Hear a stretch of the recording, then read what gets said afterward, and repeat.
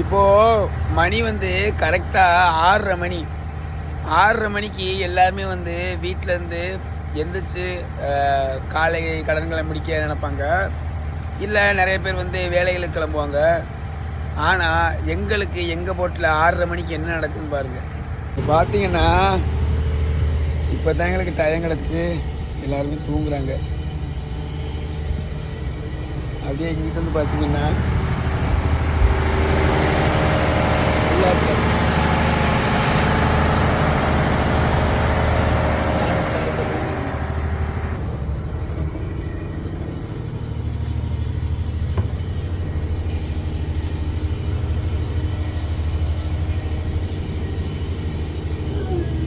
இதுதாங்க fishermen's life.